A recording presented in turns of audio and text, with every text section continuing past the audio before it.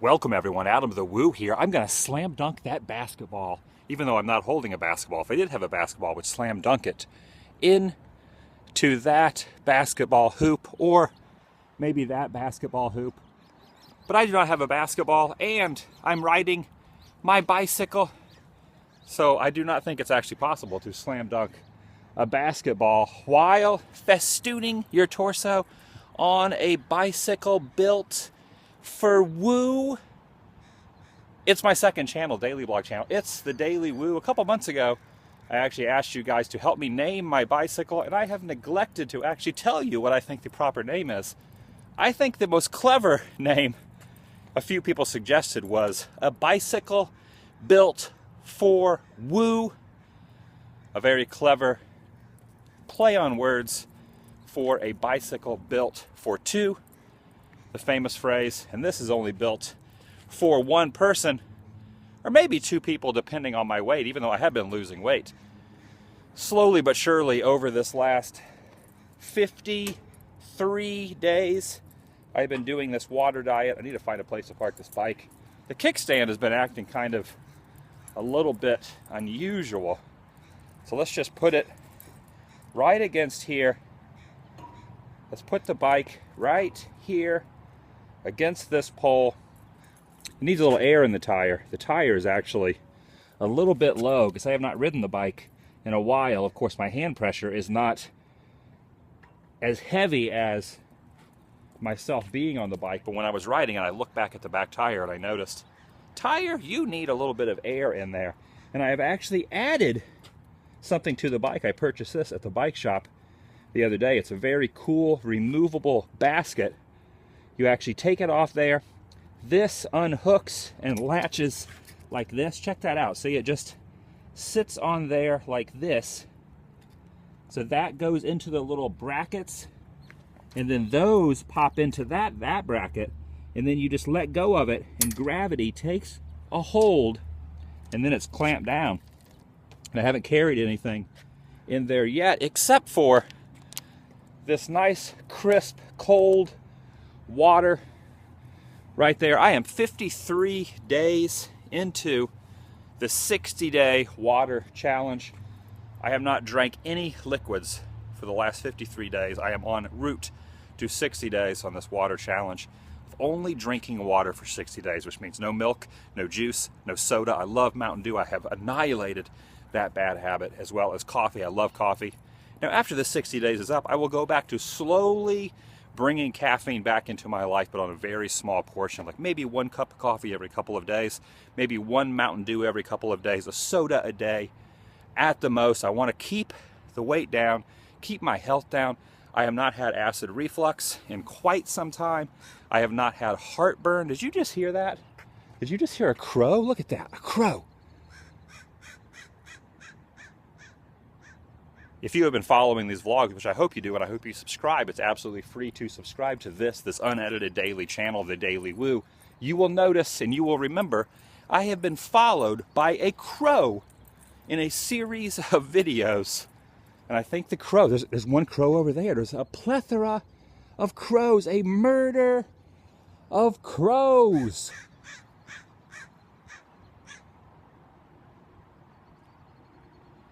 I have seen more crows in the last month in these vlogs than I have seen in the rest of my life, which is pretty amazing. All right, back to the water thing.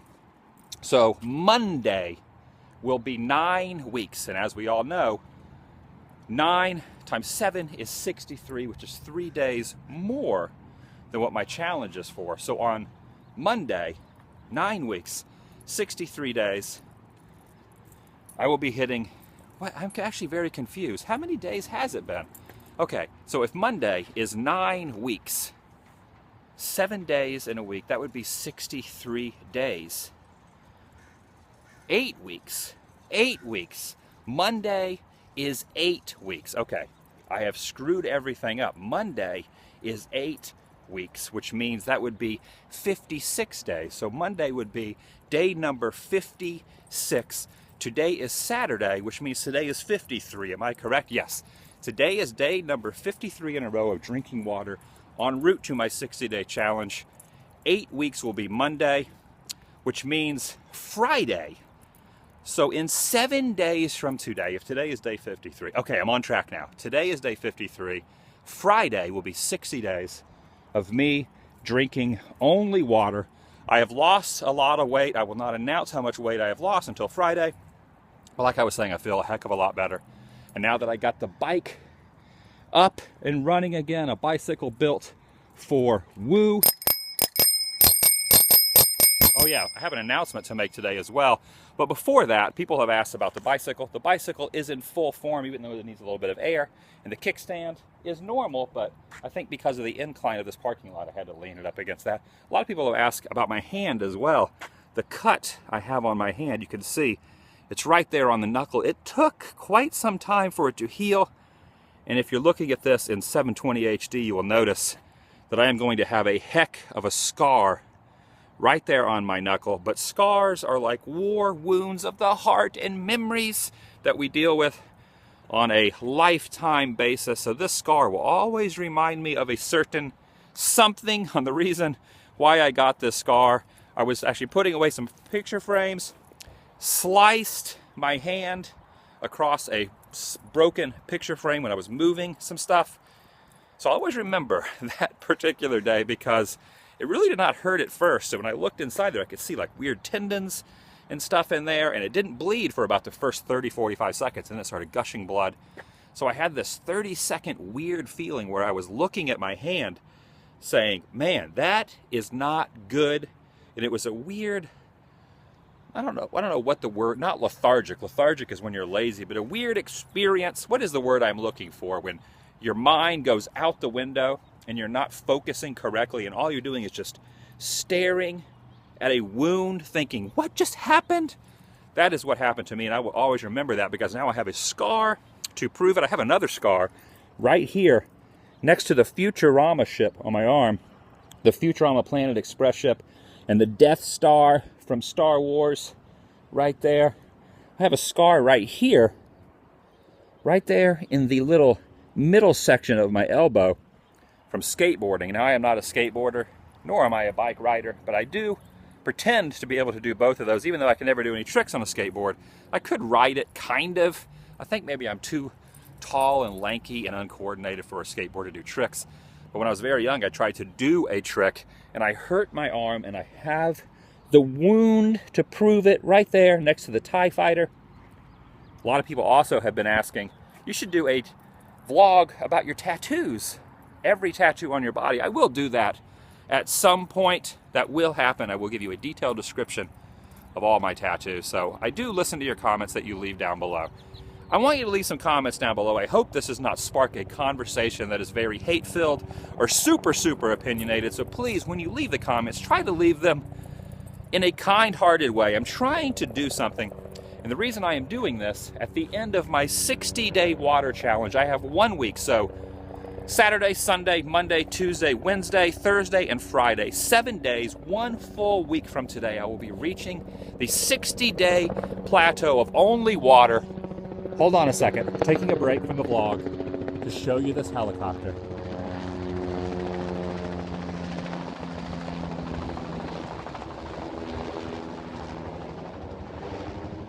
Maybe he's on the hunt for crows. That's another thing that's interesting. I've seen a lot of helicopters since I moved to Southern California, more than I did in the past, as well as crows. There's that crow. He's circling us. So in 1 week, I will hit the 60-day water plateau.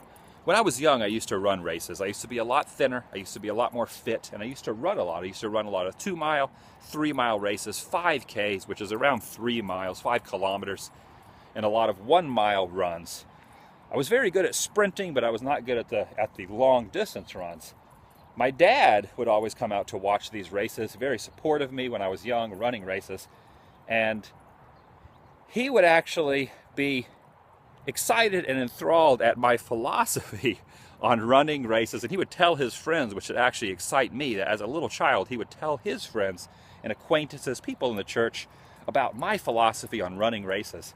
When I would run a race, a 5K, a 3-mile race, I would basically take it in stride. Don't go too overboard, but take it at a medium pace running. running at a medium pace.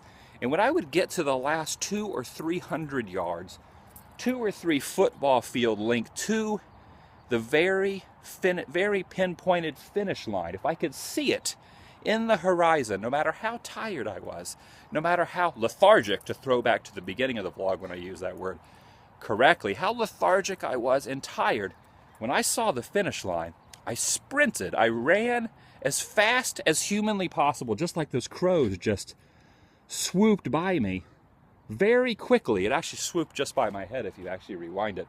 So when I would see the finish line, after running a race at a very normal pace, when I saw the finish line, no matter what place I was in, first, second, third, fourth, fifth, or 150th place, it did not matter. When I saw the finish line up ahead, I sprinted, which means I ran as fast as my legs could carry me, as fast as my heart could hold itself from palpitating, and I would run towards the finish line, break through the imaginary finish line, because I usually was not in first place. So the finish line had already been broken through by the first place person. But the imaginary finish line and the sign saying finish, I would go under that, feeling good, feeling accomplished, and knowing that I ended it on a high note and ended it by giving it my all, giving it my best. Now, why do I say all that?